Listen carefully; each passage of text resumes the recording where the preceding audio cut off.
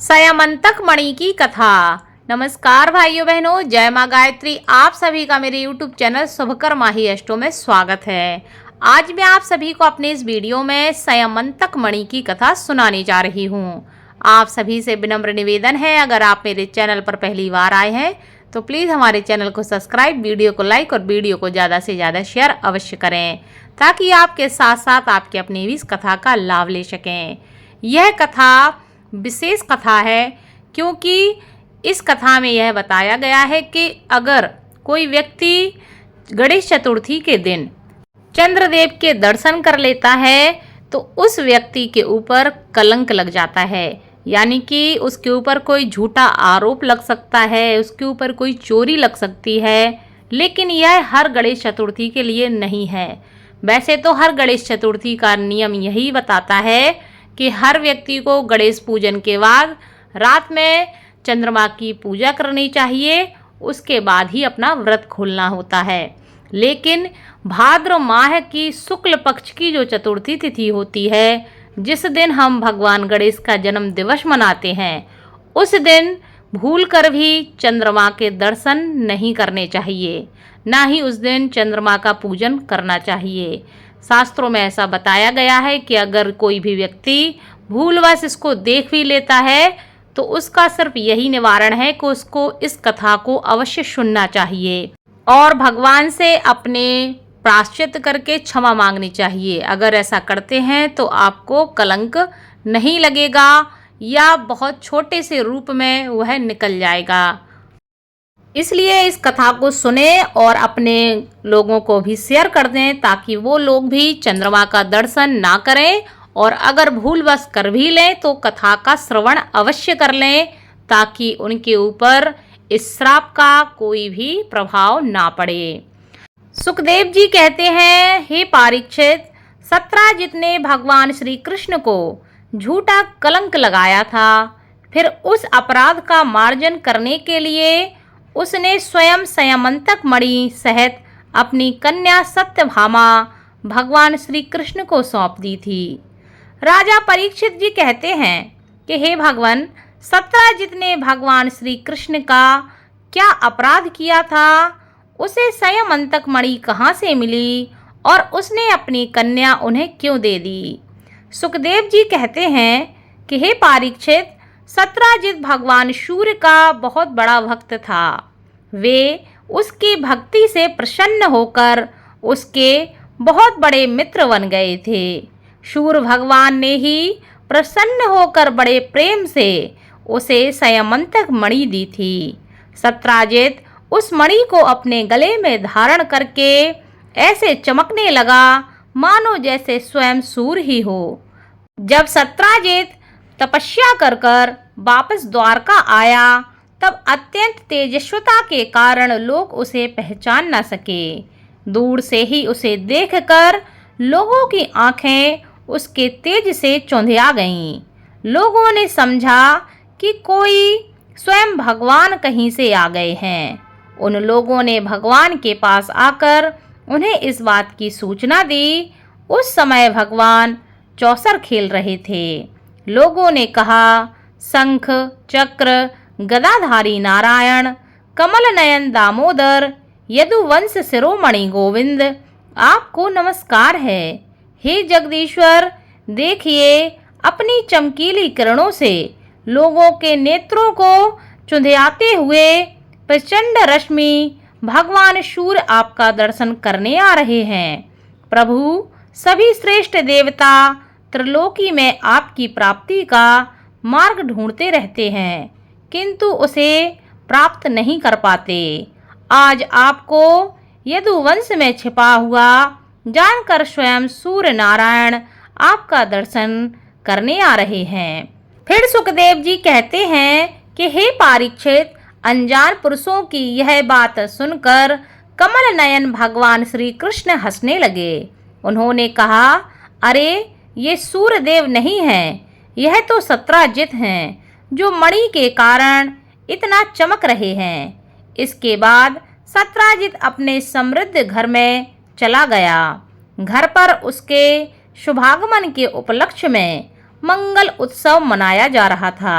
उसने ब्राह्मणों द्वारा संयमंतक मणि को एक देव मंदिर में स्थापित करा दिया। परीक्षित वह मणि प्रतिदिन 8 भार सोना दिया करती थी और जहाँ वह पूजित होकर रहती थी वहाँ दुर्भिक्ष, महामारी, ग्रह पीड़ा, सर्प भय, मानसिक और शारीरिक व्यथा तथा मायावियों का उपद्रव आदि कोई भी अशुभ कार्य नहीं हो सकता था। एक बार भगवान श्री कृष्ण ने प्रसंगवश सत्राजित से तुम अपनी मणि राजा उग्रसेन को दे दो, परंतु वह इतना अर्थालोलुप लोभी था कि वह भगवान की आज्ञा का उल्लंघन करके बोला, इसका कुछ भी विचार न करके उसे अस्वीकार कर दिया। उसने भगवान को सीधा सीधा मना कर दिया। एक दिन सत्राजित के भाई प्रसेनजित ने उस परम प्रकाशमयी मणि को अपने गले में धारण कर लिया और फिर वह घोड़े पर सवार होकर शिकार खेलने वन में चला गया।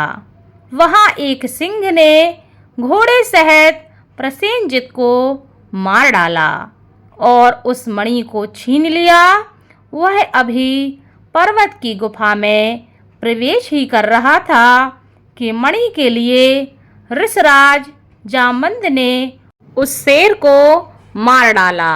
उन्होंने उस मणि को अपनी गुफा में ले जाकर बच्चे को खेलने के लिए दे दी। अपने भाई प्रसेनजित के ना लौटने से उसके भाई सत्राजित को बड़ा दुख हुआ। वह कहने लगा, वह कहता है, मुझे लगता है मेरे भाई को श्री कृष्ण ने मार डाला है, क्योंकि वह मेरी मणि को डालकर गले में वन को चला गया था।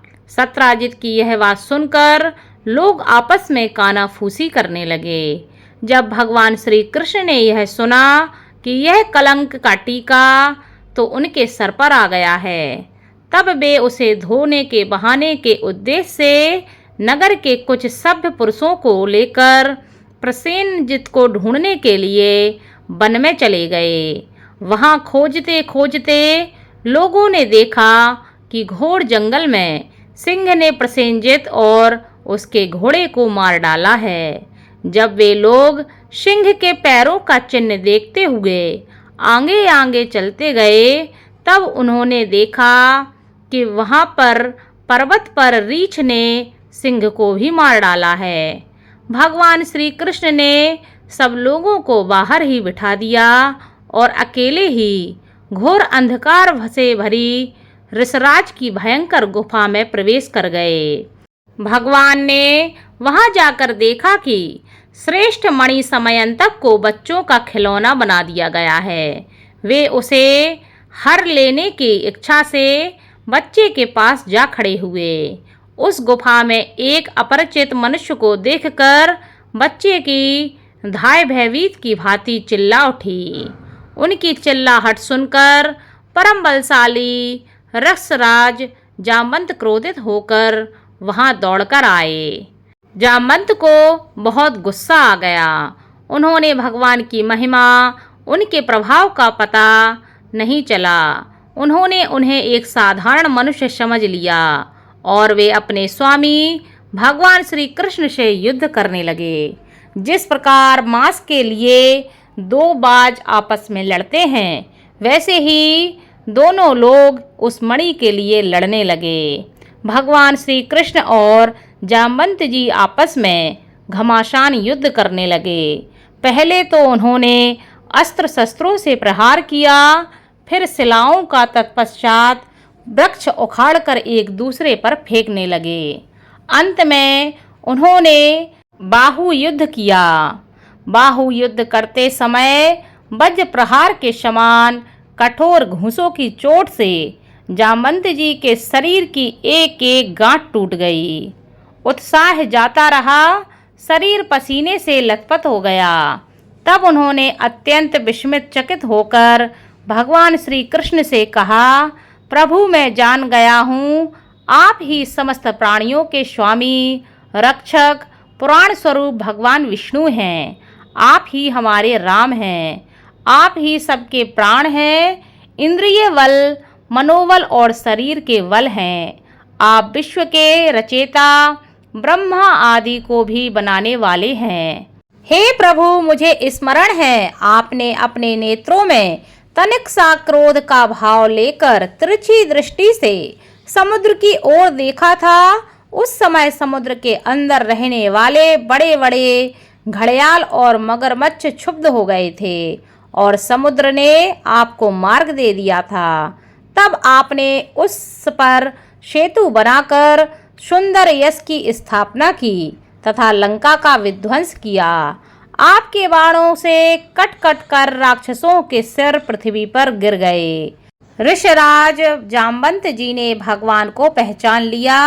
तब कमल नयन भगवान श्री कृष्ण ने अपने परम कल्याणकारी शीतल कर कमल को उनके शरीर पर फेर दिया और फिर औतुहुई की कृपा से भरकर प्रेम गंभीर वाणी से अपने भक्त जामवंत जी से कहा, हे ऋषराज, हमें मणि के लिए ही तुम्हारी इस गुफा में आए हैं। इस मणि के द्वारा मैं अपने ऊपर लगे झूठे कलंक को मिटाना चाहता हूँ। भगवान के ऐसा कहने पर जामवंत ने बड़े आनंद से उनकी पूजा करने के लिए अपनी कन्या कुमारी जामवंती को मणि के साथ उनके चरणों में समर्पित कर दिया। अपनी पुत्री का विवाह उन्होंने भगवान श्री कृष्ण से किया। भगवान श्री कृष्ण जिन लोगों को गुफा के बाहर छोड़ गए थे, उन्होंने 12 दिन तक उनकी प्रतीक्षा की, परंतु जब उन्होंने देखा कि अब तक गुफा से कोई नहीं निकला, तब वे अत्यंत दुखी होकर द्वारका लौट गए। वहां जब माता देवकी, रुक्मणी, वासुदेव जी तथा अन्य संबंधियों और कुटुंबियों को यह मालूम हुआ कि भगवान श्री कृष्ण गुफा से नहीं निकले, तब उन्हें बड़ा शोक हुआ। सभी द्वारकावासी अत्यंत दुखी होकर सत्राजित को भला बुरा कहने लगे और भगवान श्री कृष्ण की प्राप्ति के लिए महामाया दुर्गा देवी की शरण में गए। उनकी उपासना करने लगे। उनकी उपासना से दुर्गा देवी प्रसन्न हुई और उन्होंने आशीर्वाद दिया। उसी समय उनके बीच में मणि और अपनी नववधू जामवंती के साथ सफल मनोरथ होकर भगवान श्री कृष्ण सबको प्रसन्न करते हुए प्रकट हो गए। सभी द्वारकावासी भगवान श्री कृष्ण को अपनी पत्नी के साथ और गले में मणि धारण किए हुए देखकर परम आनंद में मग्न हो गए, मानो कोई मरकर लौट आया हो। उसके बाद भगवान ने सत्राजित को राजसभा में महाराज उग्रसेन के पास बुलाया और जिस प्रकार मणि प्राप्त हुई थी वह सब कथा सुनाकर उन्होंने वह मणि सत्राजित को सौंप दी। सत्राजित अत्यंत लज्जित हो गया। मणि तो उसने ले ली, परंतु उसका मुंह नीचे ही लटका रहा। अपने अपराध पर उसे बड़ा पश्चाताप हो रहा था। किसी प्रकार वह अपने घर पहुंचा। उसके मन की आंखों के सामने निरंतर अपना अपराध नाचता रहा। बलवान के साथ विरोध करने के कारण वह भयभीत भी हो गया था। अब वह यही सोचता रहता कि मैं इस अपराध का मार्जन कैसे करूं, मुझ पर भगवान श्री कृष्ण कैसे प्रसन्न हों, मैं ऐसा कौन सा कार्य करूं जिससे मेरा कल्याण हो और लोग मुझे कोसे नहीं।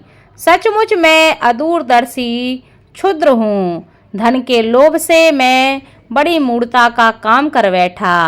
अब मैं रमणियों में रत्न के समान अपनी कन्या सत्यभामा और वह संयमंतक मणि दोनों ही श्री कृष्ण को दे दूं, यह उपाय बहुत अच्छा है।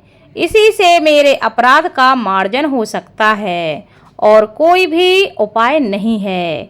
सत्राजित ने अपनी विवेकी बुद्धि से ऐसा सोचकर निश्चय करके स्वयं ही इसके लिए वह भगवान श्री कृष्ण के पास पहुँचे और भगवान श्री कृष्ण से प्रार्थना करने लगे कि मैं अपनी कन्या सत्यभामा शील स्वभाव, सुंदरता और उदारता वाली पुत्री को आपको समर्पण करना चाहता हूँ। साथ ही संयमंतक मणि को भी आपको देना चाहता हूँ। बहुत से लोग सत्यभामा को चाहते थे, परंतु अब भगवान श्री कृष्ण ने विधि पूर्वक उनका पाणी ग्रहण किया। भगवान श्री कृष्ण ने सत्राजित से कहा, हम समयंतक मणि नहीं लेंगे। आप सूर्य भगवान के भक्त हैं, इसलिए वह आपके पास ही रहे। इस प्रकार सत्राजित की मणि को वापस करके भगवान श्री कृष्ण ने अपने कलंक को मिटाया था, क्योंकि भगवान श्री कृष्ण ने भी भादो मास के शुक्ल पक्ष के गणेश चतुर्थी के दिन चंद्रमा के दर्शन भूलवश कर लिए थे, जिसकी वजह से उन्हें इस श्राप का सामना करना पड़ा और उनके ऊपर झूठा कलंक लगा। इसलिए गणेश चतुर्थी के दिन चंद्रमा भूलकर भी ना देखें, और अगर देख लेते हैं तो घबराएं नहीं। आप इस कथा को सुने, भगवान से क्षमा मांगें, आपको भी इससे लाभ होगा और आपको भी कलंक जैसे श्राप से छुटकारा मिल जाएगा और आपको कोई भी चंद्रदोष नहीं लगेगा। इस कथा को ज़्यादा से ज़्यादा शेयर कर दें, ताकि आपके साथ साथ आपके अपने भी इस बात का विशेष ध्यान रखें और इसका लाभ ले सकें। धन्यवाद।